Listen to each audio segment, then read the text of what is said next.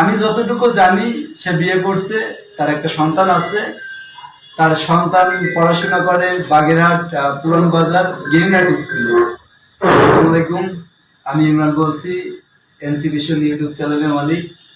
আমি আপনাদের মাঝে আসছি কিছু কথা নিয়ে, যা দেখা যায় সোশ্যাল মিডিয়ায়, টিকটকে, আপনার ফেসবুকে, ইউটিউবে বর্তমানে ভাইরাল।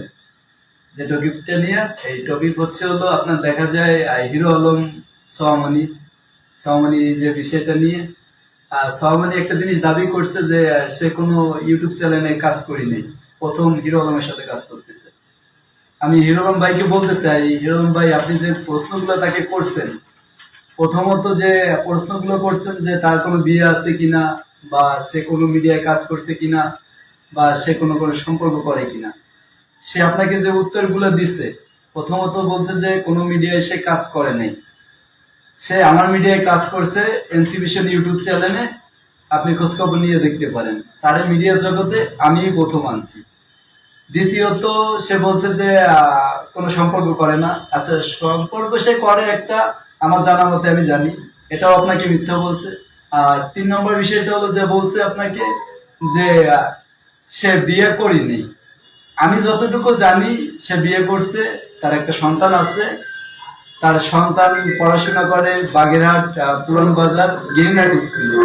আপনারা খোঁজ খবর নিয়ে দেখতে পারেন। যদি আপনি ভাই বিয়ে করতে চান হিরো আলম, তাহলে আমি জুনিয়র হিসেবে আপনাকে বলতে চাই যে আপনি একটু খোঁজ খবর নিয়ে করলেন। আর যদি বিয়ে করতে চান, এটা আপনার ইচ্ছা, আপনি বিয়ে করতেই পারেন, কিন্তু একটা সন্তানের সাথে বিধি থাকবে। আর যেহেতু আমি বাগেরহাটের ছেলে, আজকে বাগেরহাট জেলার প্রতিটি মানুষের কাছে আমি ক্ষমা চাচ্ছি যে আমাকে ক্ষমা করবেন। এই সোহামণিকে মিডিয়ায় আনার জন্য আমি চেষ্টা করছি, আনছি, কিন্তু আনার পরে মানি জেটটা ও একবারে পানির সাথে মাটির সাথে মিশিয়ে দিতেছে একবারে। আমি আপনাদের কাছে দুঃখিত, ক্ষমা চাচ্ছি। এই সোহামণি দেখেন, একটা মেয়ে ভাইরাল হওয়ার জন্য কতটুকু নিচে নামতে পারে, তা সোহামণি থেকে আমি শিখলাম। একটা মেয়ে কিভাবে একটা ছেলেকে জড়াই ধরে, তার সাথে লিপ কিস করে, প্যাডে হাত দিয়া ড্যান্স করে, ভাইরাল হওয়ার জন্য মানুষ এত নিচে নামতে পারে, তা আমার জানা ছিল না। ভাইরাল তো আরো ভাবে হওয়া যায়, কিন্তু এদের কি বাপ মা নাই? এগুলা কি দেখে না? ভিডিও কি এগুলো দেখে না তারা যে কি করতেছে?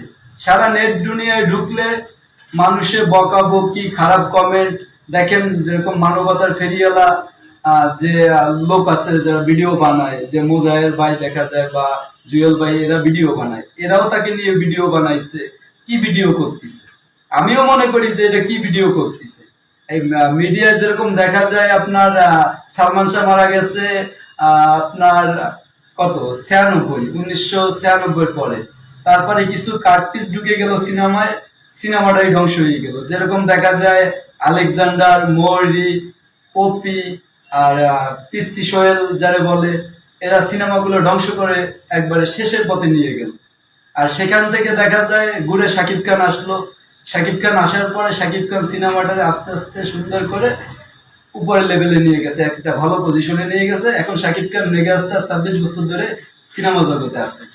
তাই ভালো কিছু দিয়েও অনেক দিন থাকা যায় বা ভাইরাল থাকা যায়, ভালো কিছু দিয়ে। আমি যেটা মনে করি, যদি ভালোভাবে কাজ করতো সোহামণি, আরো ভালো কিছু করতে পারতো। এরকম নোংরামি ভিডিও দিয়ে আমি মনে করি না যে সে অনেকদিন ভাইরাল থাকতে পারবে বা ভাইরাল হবে।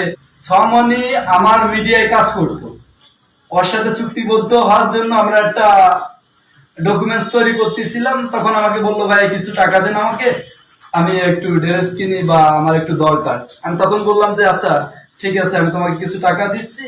এর মাধ্যমে আমার কাছ থেকে 1015 টাকা নিচ্ছে। নেওয়ার পরে সে হঠাৎ করে কন্ট্রোল বন্ধ, উধাও, সেই হিরো আলমের কাছে চলে গেছে। এইটা হচ্ছিল সোহামণির সাথে আমার মিডিয়া একটা কাজ করছে সে। এটা মিডিয়া সোহামণির সাথে আমার পরিচয়। সোহামণির বাড়ি আমি যতটুকু জানি সাইনবোর্ডে সোহামণির বাড়ি।